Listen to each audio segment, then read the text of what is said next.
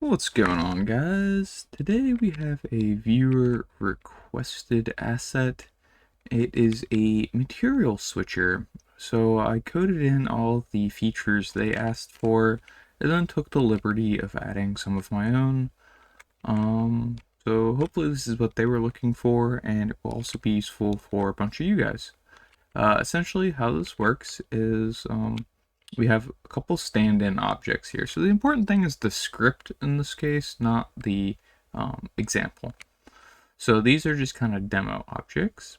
And essentially what this does is basically when you just click on one object, it changes the material of another. And it can accept multiple materials, or like a list or an array of materials. And then when you get to the end of it, it goes back to the beginning. So we have 3 set up on this cube, and every time we click, it changes materials. So that is the core request right there. They wanted something where you interact, changes material. That was the request. I went a little bit further, and let's go take a look at the back end, and we can take a look at what I mean.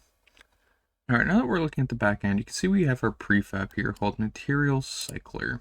And we have our switch and our demo object. Now our switch is really what does everything, because that's where the script lives right now. And here's how it works. You target whatever object you are going to apply a material to, and then the slot the material is going to go in. We need this because sometimes objects have multiple materials on them, and you might only want to target a specific one of those. And maybe index 0, maybe index 5. It just depends. And then we have our materials. So these are the materials we're going to be cycling through. Now, it is important to note that this first material is going to automatically apply on the game start to our cube if we have apply on start checked. So make sure your first element is the same as the default element if you're trying to use the default. Otherwise, it's going to override it. Now, as far as our other options go, we have if we want it to be networked.